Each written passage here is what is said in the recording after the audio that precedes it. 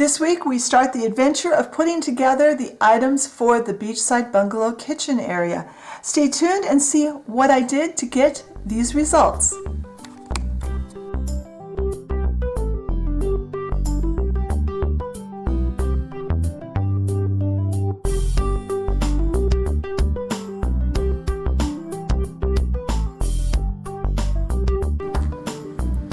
Alright, for today's video we are going to assemble this dishwasher kit that I bought to go in the Beachside Bungalow kitchen. If you haven't seen my haul video from Tuesday, I showed you all the different parts I bought and talked a little bit, but we'll talk about what this is. So this is part of what is called the kitchen collection from Houseworks. I got this from Hobby Builder Supply / miniatures.com. This is the same kitchen components that I used in my Harrison, and I loved how it looked. I loved how it went together. I thought it looked fantastic when I got done. So that's why I'm using them again in this build. I'm going to finish them completely differently than I did in that build though. They're going to be a much different look when they're done. So I'm going to start with the dishwasher because I think it looks really neat. Now this is a non-opening dishwasher. So the first thing you have your instruction sheet. And it's got instructions, little hints, and it's got this part up here on the top, which I thought is really nice.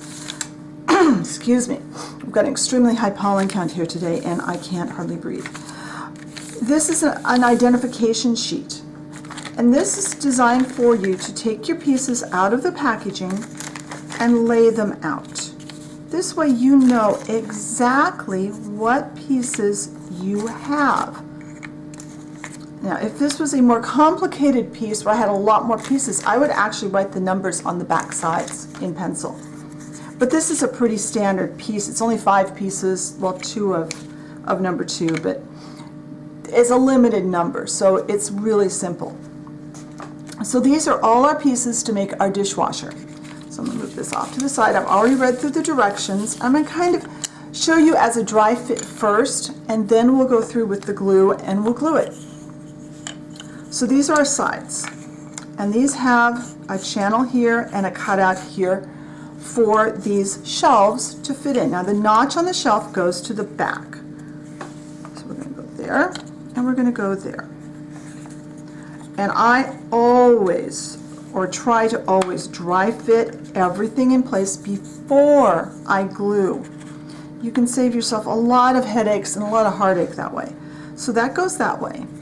Then we turn it over, and this piece, which is a really snug fit, this is what's going to keep everything square and straight. And we will want to make sure it is square when we glue it.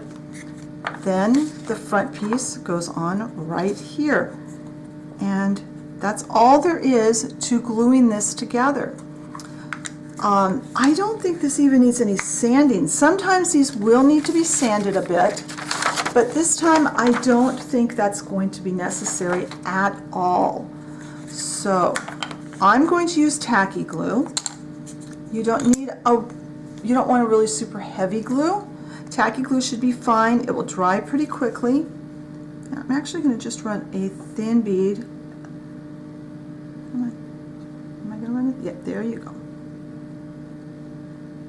This is a very full bottle. I finally got my new glue. See, I finally got around to buying glue. And I'm going to put glue in all of these spots. Now, because I'm going to paint, I can be sloppy with my glue a little bit. This is my kitchen in this dollhouse is going to be painted because I'm going with a coastal farmhouse look, and I want the cabinetry to be painted. If you were going to stain yours, you're going to want to do one of two things. Either be extremely careful and not leak any glue out, or there are tinted glues that are made for doing things like this that are already a tan or a brown color. So they will blend in if you do make a mistake. So our little setback on this goes to the front. So we want to make sure that that's where we've got the front of our dishwasher. Make sure everything lines up. I mean, this stuff is cut so precisely it can almost stand together, with the exception of the front. It could almost stand together without gluing it. It's that secure.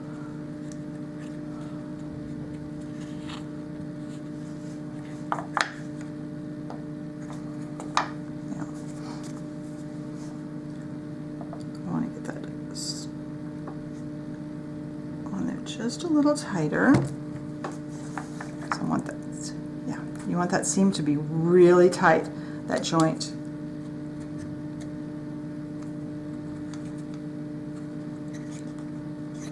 And one of the fun parts about this dishwasher is getting the details on that door, because it is really cute. All right.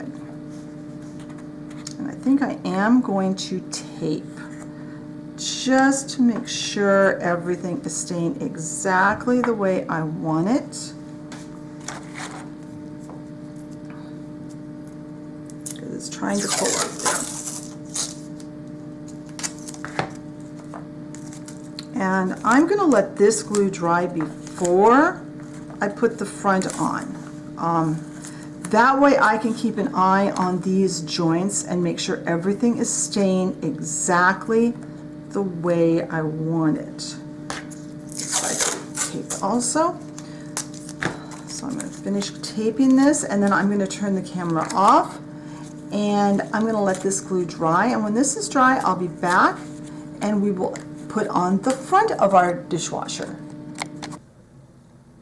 Alright, my glue has dried for a couple of hours, so this is really stable. I am going to leave the tape on, but I'm going to go ahead and get the door glued on. What we want to do is first get rid of whatever that is. We're going to put the door down here even with the bottom. It'll be down a little bit from the top. So we are going to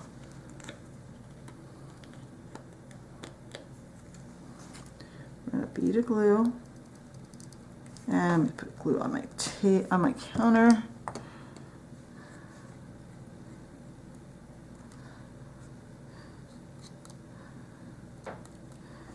Just use my finger. It's just, let's see, I'm going to pull that masking tape back just a little bit.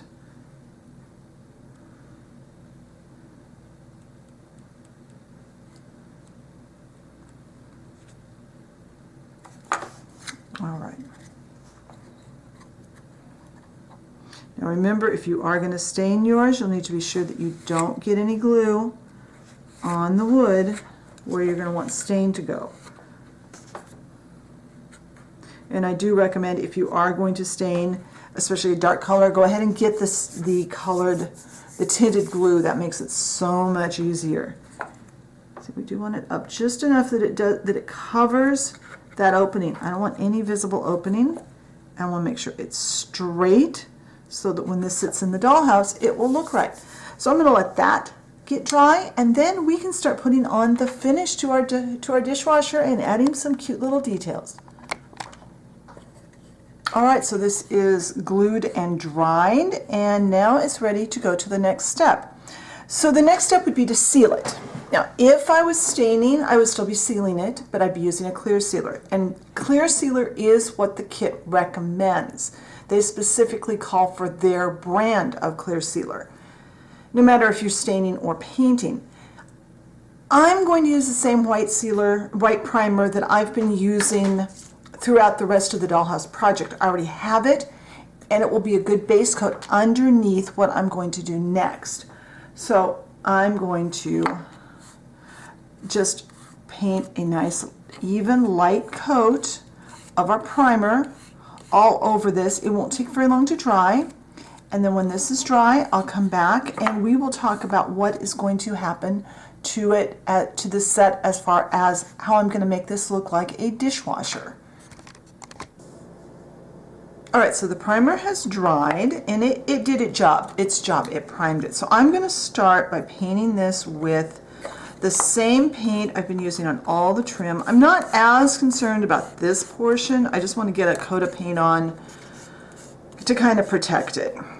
That way it won't, the sides won't warp or anything. We'll have a good smooth finish to glue up against. I'm going to paint most of the front of this piece. Oh, there's a lump in my paint. So I'm going to go around the edges.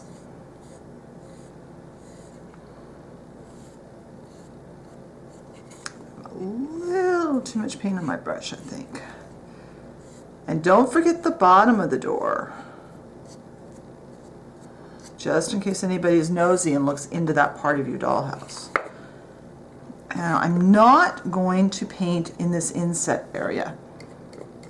I will paint the sides of this board, but I'm not going to be painting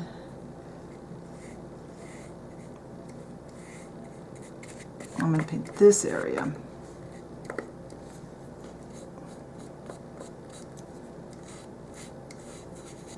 But I'm not sure which parts of the door are going to not be white, but I know that that portion in there will not be white.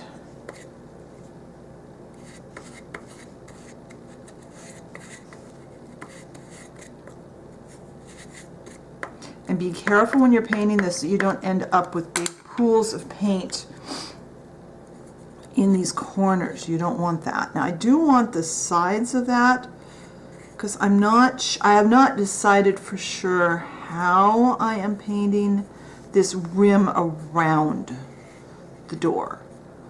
I know that this part and probably this part will be white. I know this part will not be white, and definitely the knobs and the button, the knobby little button things and the knob will not be white.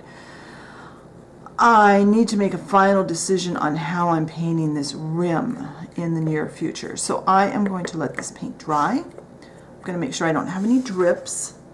And when this is dry, I'll come back and we'll work on the next step. All right, I ended up doing a lot of sanding on this piece because the grain was raising up, and I think I've decided I'm going to switch to craft paint for the interior area of that door anyway, because it's a little thinner and it will fill in now a little bit better. I want this to look more like, you know, your dishwasher door obviously wouldn't be wood, it would be metal. So I need to get this really smooth. And this paint, I think, will do a better job of filling in now that I've got this sanded. And then I can put a clear coat on. And also, it will be a slightly different tone than the wood in the kitchen. Now, this part here is going to be white. And this part down here is going to be white. I am going to coat these, but these are not going to remain white.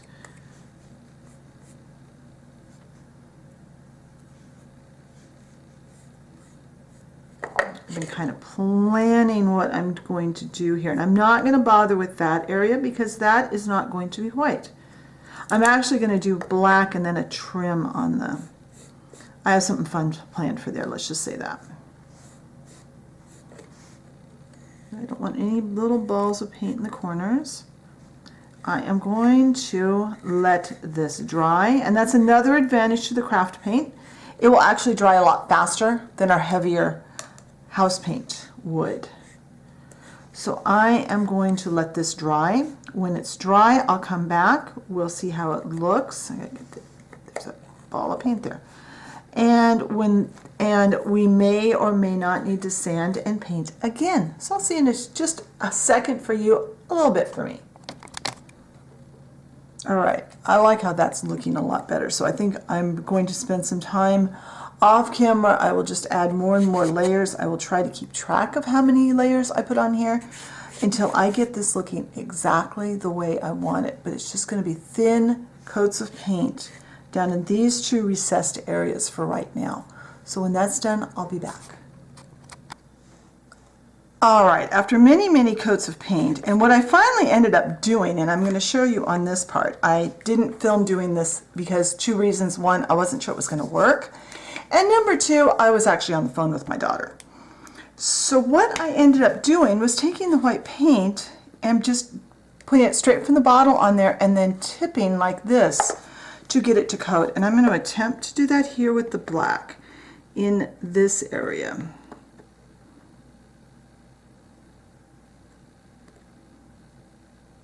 And just use a little bit at a time, kind of.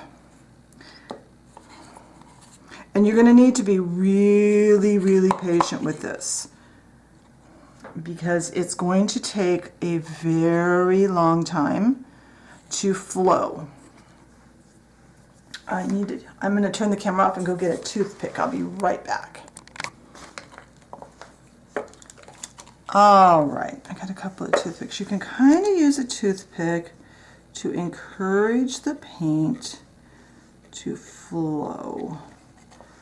And I'm going to paint this entire area in here with the black, except for the knobs and the buttons.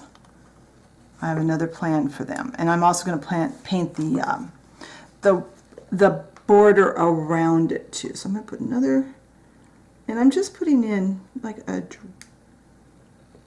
the smallest amount that will come out of my bottle at a time. That's okay. It's going to go there. In fact, I am going to,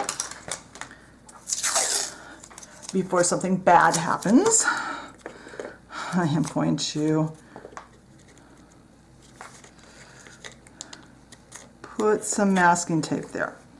That way, hopefully I won't have any place I have to fix. And then I'm just going to tip this, and that paint is very, very slowly going to spread out evenly.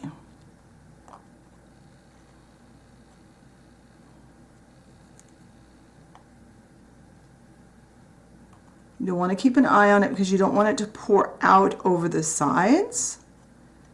But because it's a liquid, it will flow eventually, and it will make a very smooth coat of paint. All right, so I've gotten part of this covered. Now I'm going to tip this like this and make sure that it's taped to protect that. This is tipped. And you can see in person, I doubt the camera's showing it, but there's quite a bit of paint sitting here. So this can flow. You can use the toothpick to kind of encourage it, but you have to be patient with this step. This step is going to take a while. Because craft paint is thinner than, say, our acrylic paint that we've been using, our latex paint from Lowe's that we've been using for the trim in the dollhouse, this will work. I don't think this would work with the other paint without thinning it. Now I think that's probably, I'm going to probably need to add just another drop. I'm trying to stay under camera, but I've put the camera down just a little bit closer, and so you can see a little better. Come on. And literally I'm taking the smallest amount that will come out of the paint at once. And I'm going to tip it like this. And this will take a while to dry. This is not going to dry quickly because you've got quite a bit of paint. All right. Now the other thing I am going to do, well, I'm going to let this sit and get leveled out, and then I'll be back when this gets kind of leveled out. I'm going to give it about 15-20 minutes, and then I'll come back and we'll do another step. All right, that has now leveled out really nicely, so I'm going to get a little more black paint out on my tray. And I'm actually going to be painting this border around this.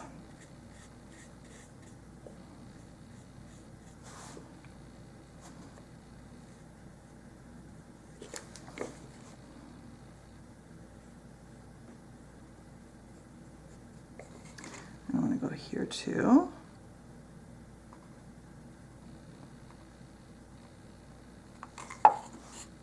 You know how sometimes the dishwasher has that, the control panel is black.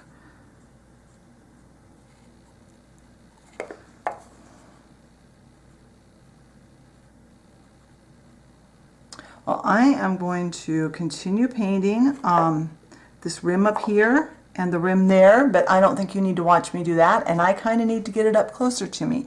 So when this paint is completely dry, which is going to take a while because there's a lot of paint there, when this is dry, I'll be back. Oh, I'm also going to do a little bit here because a lot of times on your dishwasher, there's a little black panel down there. So I'm going to do that so that kind of fades away. I'm going to paint this, and when this paint dries, I'll be back. All right, with the exception of a little bit of area right in there, the black paint is dry. I've kind of neatened it up. So we're going to add some chrome trim to this.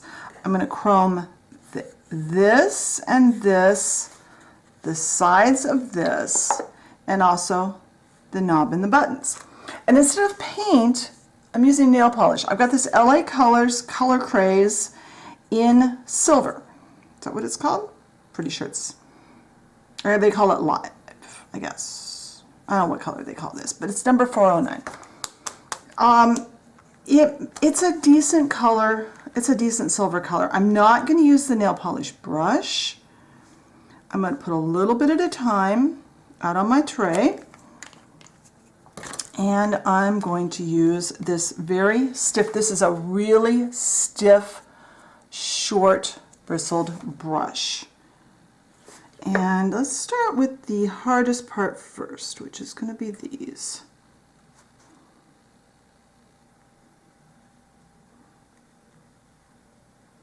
And it will probably take a couple of coats. But I like this over paint because I think it has a better shine to it. It looks more like metal. It looks more like a chrome. And we're going to go not all the way down. And like I said, this is going to take a couple of coats. But I tried this on some scrap wood and it looked really good after about 2 coats. So we're going to do that. And then I'm going to do just on the top.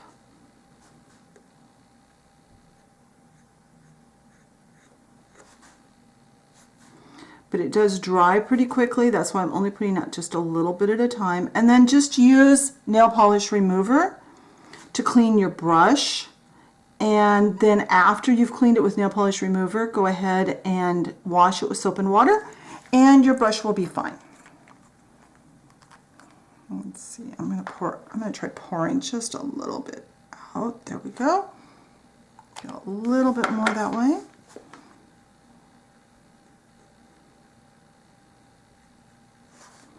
And then I'm going to go down here. So I'm going to turn the camera off. I'm going to go ahead and add this all the way around. And I'm going to let it dry. And I'll probably do 2 coats off camera. And then I'll come back and show you how it looks. All right, now that is all dry. I love how that's turning out. Let's put a little bit of detail up on that control panel. And for that, we're going to use 2 things. We're going to use some black paint and not a paintbrush, but a toothpick. I love using a toothpick when I need to get into really small spots. So I'm going to use some black paint to kind of separate those little buttons just a little bit. And then I also have some black nail polish, which I think I'm going to put right here. And this is also in LA Colors. I love using LA Colors for crafting because it's only $1 most places. Actually, let's just use the brush on here. I'm going to get that just a little bit on the top of that knob. So it just looks like we have a little more detail. Whoops, I got a little too much. That's okay.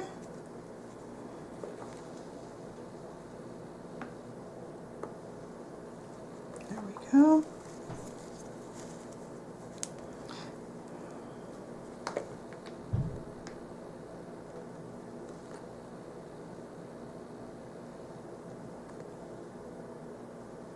There.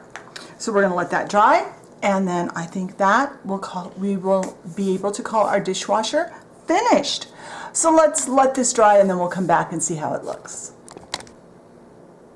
All right, we're still waiting for that black to dry, but I did realize one thing while I was doing something else here, and that is I do want to coat this area and this area with some gloss Mod Podge.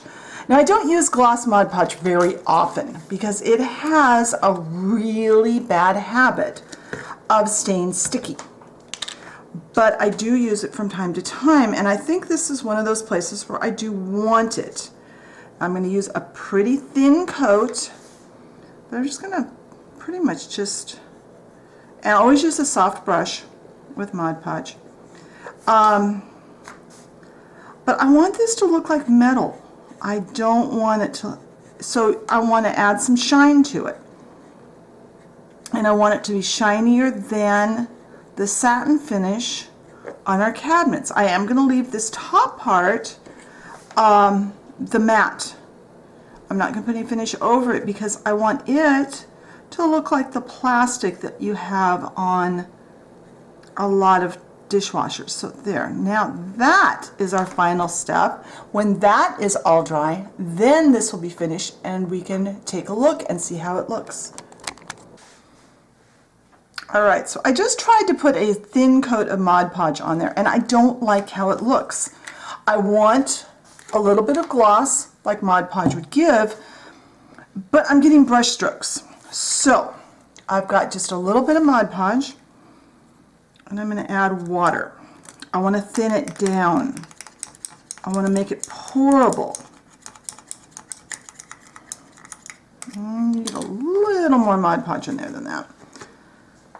My idea is here that I'm going to make something similar to what the acrylic paint pouring mediums look like. If you're familiar with acrylic paint pouring, they thin their paint down and pour it and then can work it around. And that's what I'm kind of thinking here. So there. Now, that it will take a little bit longer to dry.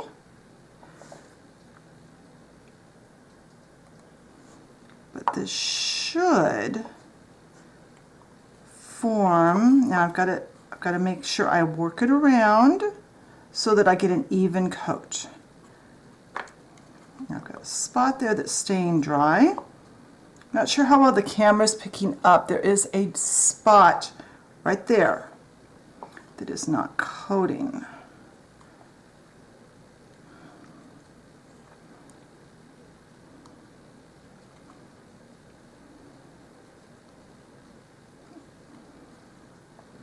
But just like acrylic paint, Mod Podge can be thinned down. Now, if you were going to use it to decoupage, which is what Mod Podge's original use was, this I wouldn't thin it down this much. But for this, all we're doing is adding a clear coat. So I'm going to sit here and continue to fuss with this until that seals completely. When this dries, I'll add just a little bit in here and do the same thing. But I don't want to take a chance. I want this to be setting up a little bit first.